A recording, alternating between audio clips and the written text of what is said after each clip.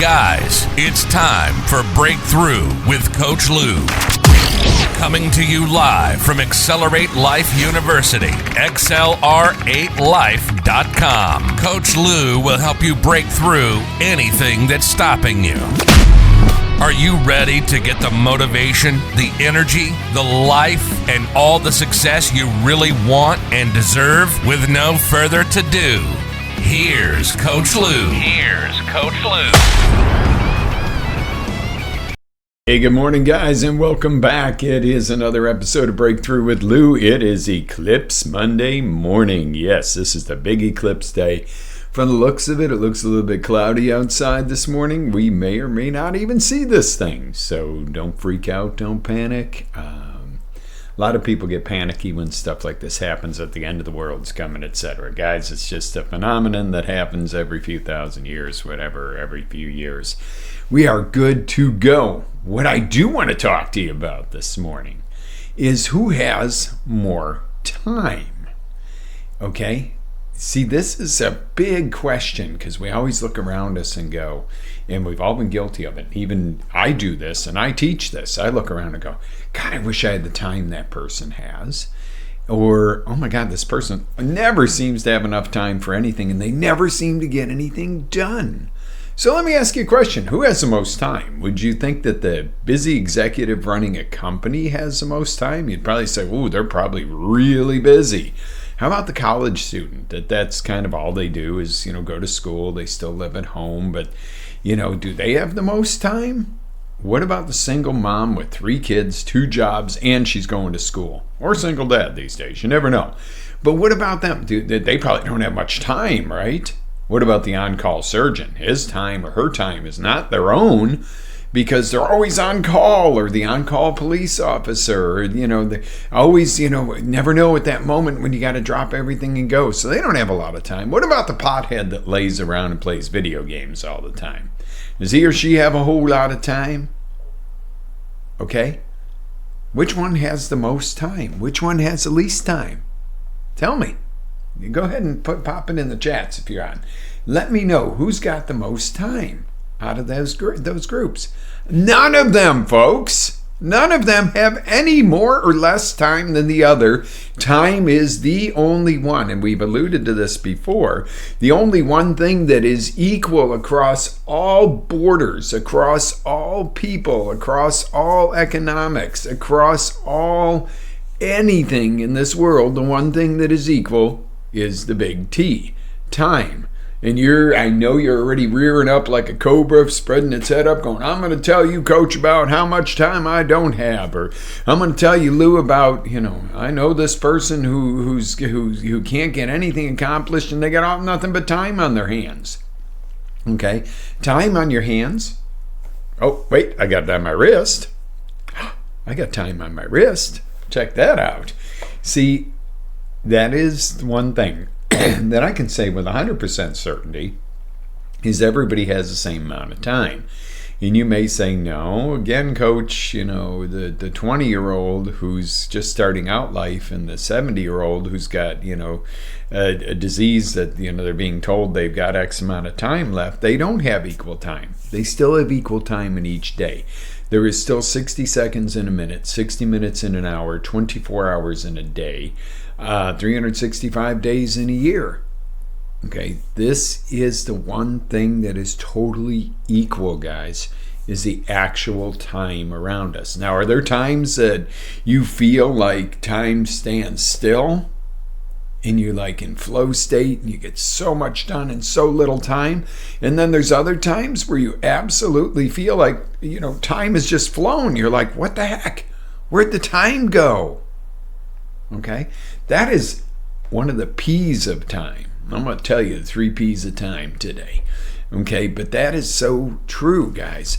Who makes the best use of their time? Okay, have you ever met, let's use the single mom compared to the college student that works a part-time job. Single mom, 3 kids, got to take the kids to school, got to work 2-3 jobs to keep things going. She's still trying to get an education, and has well-behaved kids and rocking and rolling and just never seems to stop. But She even has time to go do a yoga class. What? How dare her, right? My God, you got all this stuff you got to know. Seriously. She even has time to take her yoga class that week or a dance class or something. And you go, I don't know how she does it. I don't know how she finds the time. Then you've got the college student that, where he goes to school, 6 or 8 hours a week and works maybe 10 or 15 hours. And they're always frustrated. And, oh, my God, I don't know. I can't keep up. And, oh, poor me. What? Please give me your work and school schedule. And I'll light the world on fire. I'll take it. Okay? Many 60, 70, 80, 90-hour weeks that I put in. Now, I'm not standing in a factory bolting brake pads on a car, and there's nothing wrong with that if that's what you do. But, the 90 hours of that, I would jump off a bridge. Kidding. But, I get it that there's different perceptions of time. Some people, I love it. I love watching, even in my own team. Oh, it's 5:58. Got to be ready to run out that door at 6 o'clock. That's not somebody who's long-term successful and has their management on time. The person that goes, hey, I know it's 6, but we still got a few things to do, and does it. That's the person that's going to see long-term success because their perception of time in the workplace. Wow, how different is that? I can't wait to get out of here as opposed to, ooh, better step it up because we're running out of time. Let's make this happen. That's two different mindsets. The one watching the clock going, how soon can I get up and leave from my desk? And the other one going, let's knock this out because I would like to get home for dinner at some point tonight, but the important part is the outcome. Okay, who's going to grow faster with a company? Okay, and I've been an employer for many, many years and have many, many employees over the years. And it's obvious. The obvious is, and then you see somebody, 10 years later that worked for you back in the day. And, the ones that didn't sit there and clock watch, they've got good careers now. Or a business of their own. The ones that clock watched are still, clock watching somewhere else. Okay, so time is equal, but it is not equally perceived, and it certainly isn't equally used or harnessed by all. That is one thing that is absolutely not equal when it comes to time. So the real question of the matter is, who has the time for what's really important? And you go, what do you mean what's really important? Picking up the kids from school is important. Yes, it is. Showing up for work, doing your best, getting your job done to the best of your ability, not just done because the clock says so. This is time. This is the proper use of time. But what is the really important? In the scenario of the single mom running around with 3 kids and all the stuff she's got to do and then still takes the time to recharge herself with a yoga class, that is the really important. Not saying the kids aren't, not saying the jobs aren't. Those are important, but the really important are the things that fulfill you. Okay? Now, taking your kids to school could fulfill you. There's 2 different scenarios there. Oh my God, I got to take the little monsters. Oh, this is such a bane on my day. Or, wow, this gives me time to bond with my kids. Doesn't mean you don't yell at them once in a while. Doesn't mean they're not little turkeys once in a while. But that you appreciate that time with the kids, that's fulfilled. Okay, do you see the 2 different sides of the same coin? 2 different parents take their kids to school. One of them's annoyed that they got to spend the time to do it and just think the little bugger should take the bus, and they sit there and, in silence the whole time. Or the other one is going, you know what? Okay, this is out of my way. This is taking a chunk out of my day, but my God, my babies are only little ones. I get to, have a handle on what's going on in their lives. And even if they're not talking to me, they're talking and I can understand what's going on with them at school. I can listen. I can, this is still bonding with my children. Do you see the difference between important to do or fulfilling important? There's 2 levels to that. Okay, so busy does not equal productive. By all means, we all know busy people that can't get their heads out of their butts and get anything done. And a fulfilled, smooth schedule does not equal unproductive or lazy. Hear me on that. Busy does not equal productive or fulfilled at all. Fulfilled, smooth, on it, stress, less stress. I'm never going to say stress-free. Less stress schedule does not equal unproductive nor lazy.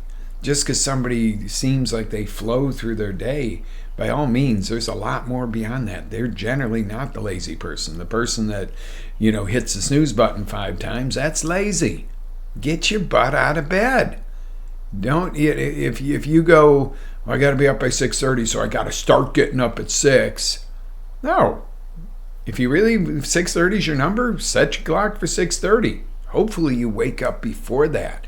And if you wake up 15, 20 minutes before that, get out of bed. Okay, there's a reason for that physiologically in your body that if you wake up and you're awake, get up. You don't sit there and go, I'm going to sleep 15 more minutes. You screw yourself up by throwing yourself in the wrong sleep cycle. And that sucks. That sets a bad tone for your day. But, my whole point is, again, busy does not equal productive. Hear me on this. And fulfilled, smooth schedule does not mean lazy or unproductive in any way. Usually the person that's fulfilled and has a smooth schedule gets a whole lot more done. Okay? So we talked about the single parent with lots of responsibility and the single person with none. The single parent that's like flows through it, and that single person that is always stressed out and always behind and can't be on time, and they got nothing going on. And I know I'm using extremes here, and I know there's 100 different examples I could give. There's millions of different examples, as many examples as there are of you folks out there. But the whole point to this is, it's how you manage your time, not the amount of time you have. You got the same 24 in a day as anybody else, okay? And I realize that people have different responsibilities. They have different levels of things they have to take care of, but that still does not change the physical time, okay? So what are the 3 P's that make the big difference when it comes to time? You want to know? Here's the 3 P's. Here's the whole point this morning. All right, perception. Your view and your perception of time. Have you ever had a moment that seemed to just last forever? Especially a moment that you really loved. You were really immersed in it. A time in your life where you can go back and just work with me on this. Feel this. A time where you go, wow, time just stood still. That was the most amazing XYZ, whatever it was. I don't know what it was, but that time where you just felt like time stood still because everything was just so amazing or so perfect, or it felt so good, or you saw, saw something that was just so impressive. Okay? And then have you had a time where time just flew by you and you were totally stressed out and you don't know where the time went, and it was, we both had that. But think of those times and then kind of dissect it on your own, dissect it and go, what led up to that? Why did I feel that in one instance? Why did I feel differently in the other? Number 2 is planning. The second P is planning. Your MAP, massive action plan. When you have a plan, I'm going to tell you a little secret. When you have a plan, something's going to come try to mess it up. Okay, don't forget that. So put some white space at the either side of each plan. Okay, give yourself that extra 15 minutes to accommodate for traffic. Give yourself that extra 10 minutes to accommodate for a software issue or broadcast issue. Hint, hint. You've all been on the show with me if you've been on before, where we have had broadcasting issues. And it's not the coach overslept and had his feet up on the couch and forgot that it was showtime or something like that and had to run and go do... No, it was everything was on schedule, and you hit broadcast and it goes...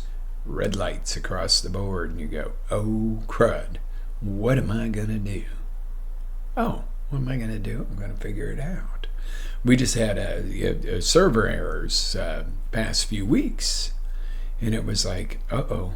So there I needed that white space to go, I need time to figure this out. If we don't broadcast, how can I back this up? If you go out and your car doesn't start. What's your backup plan? Well, I got a battery jumper in the car, in the garage. That's great. Is it plugged in and charging?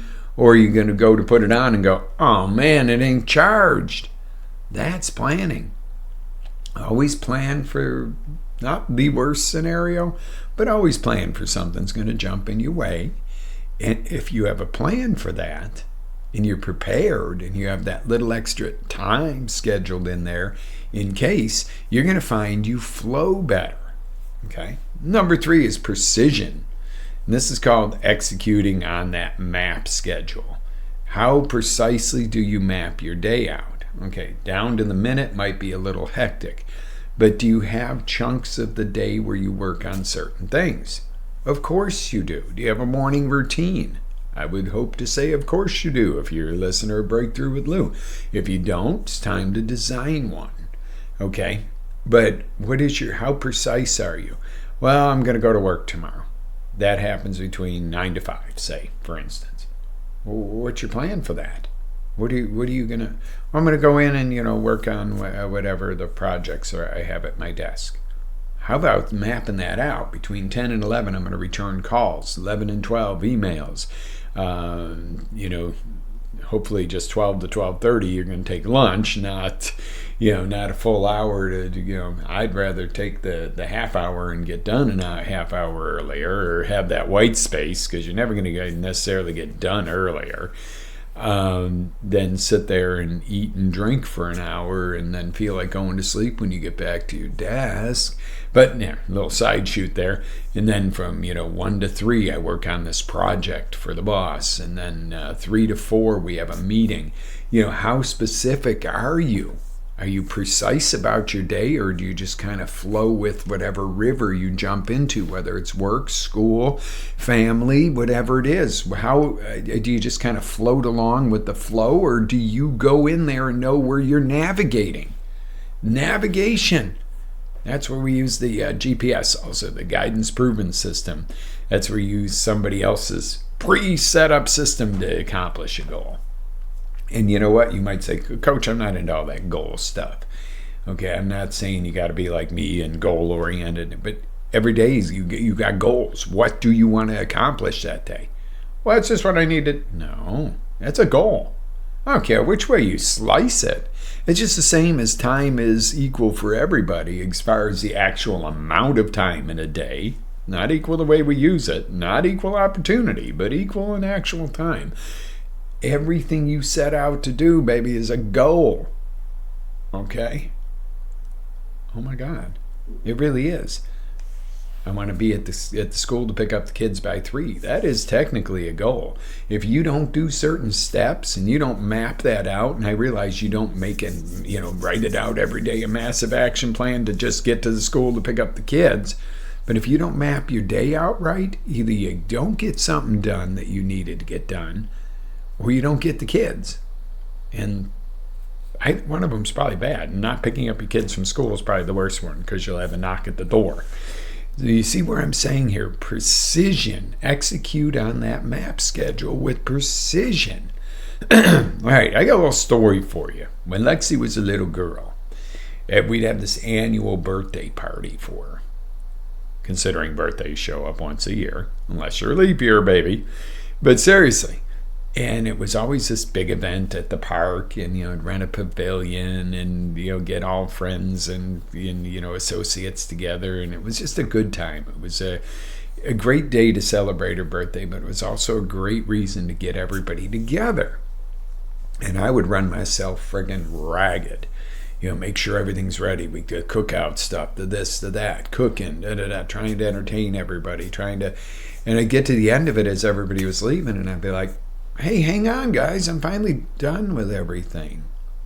Let's have some fun. I'm gonna play some volleyball. I didn't get to play volleyball.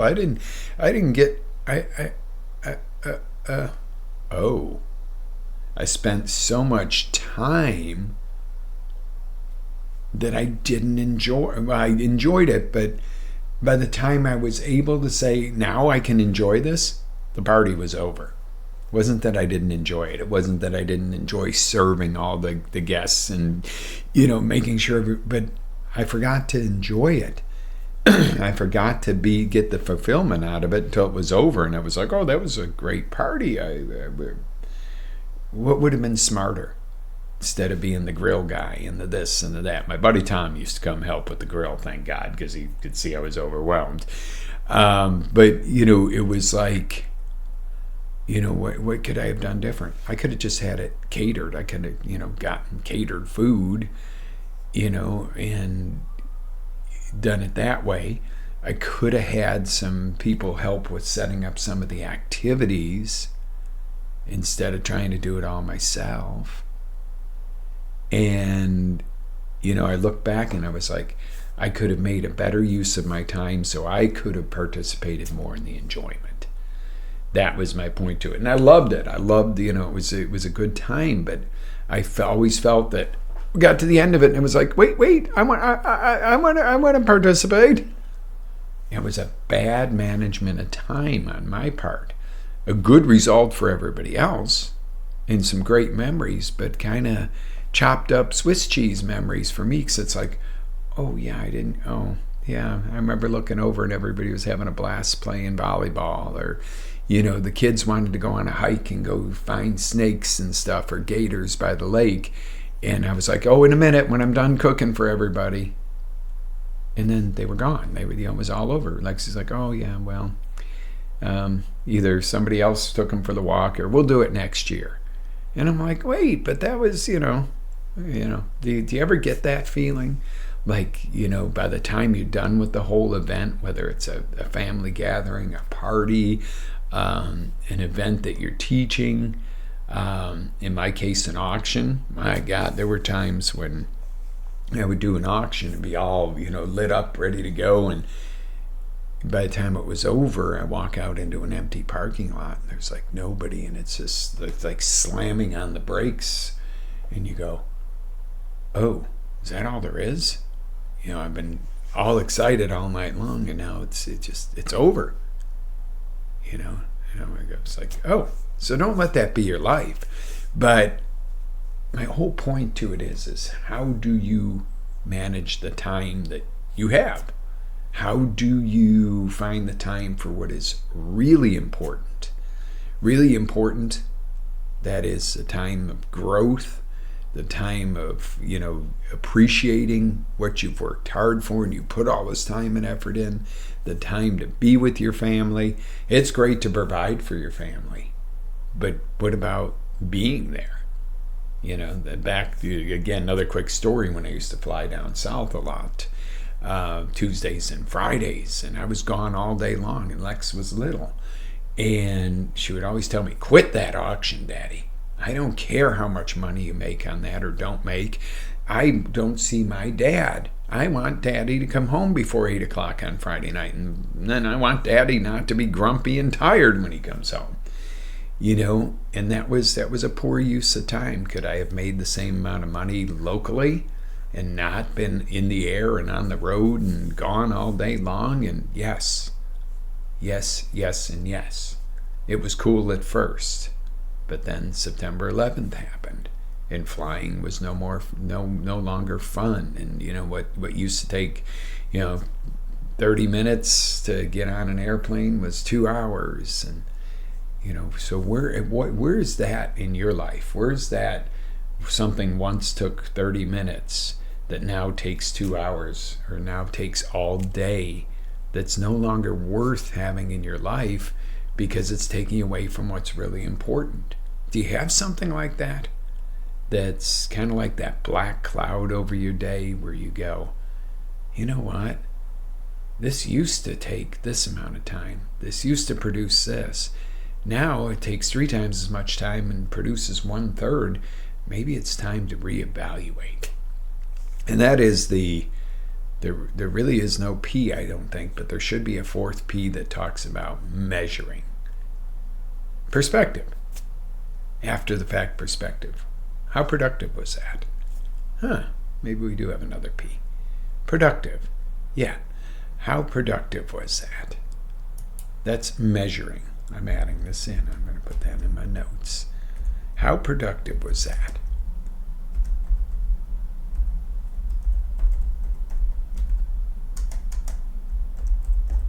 We just created something on Breakthrough with Lou, guys. Thank you for being on and helping me with that one.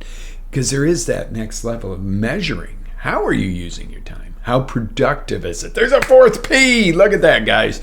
You just made history with me right here. Okay, so are you still a little overwhelmed as to where to find the time to design the time for what really matters? You already have a tight schedule and you're supposed to sit down and do this map and everything else. Well, worry not, guys. All month long, we're going to teach all the aspects of time in little bite-sized pieces and chunks so you can use them. Like today, you didn't learn at all how to turn your time around, but I hope that this was very important in setting the groundwork for it. Okay, by the end of this series, you're going to have a system for time and time management. Okay.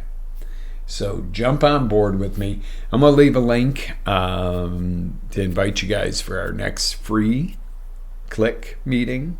Be in the click. It's called Coach Lou Inner Circle. It's an acronym. Where we're going to be discussing time. Yes, I'm going to put that link in right here. So get signed up for that. I got a limited number of free seats available, guys. But I want to get you guys involved. I'm going to give you the opportunity to check out what Coach Lou Inner Circle is all about.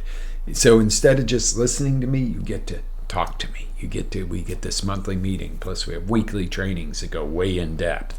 You have access to an entire library of trainings to get yourself going, all for less than one of these a day.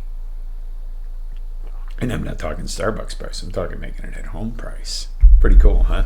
Guys, live with faith, energy, passion. Always live your dreams. Start looking at that thing called time with a little different lens. Take the blinders off that you're going, I can't quite figure out my time, and put those crystal clear glasses on and go, I see my outcome. I see what's important to me. Okay?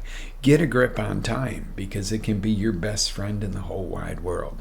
Until we meet again, till the next roundabout, live with faith, energy, passion. Always live your dreams, and I'll see you on the next one.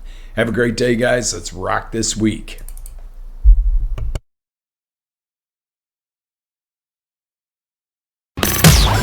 Ready to take it to the next level? Tune in to XLR8Life.com for our live shows, encore presentations, life-changing courses, and live coaching with Coach Lou himself. As Coach Lou always says, live with faith, energy, love, passion, and always live your dreams.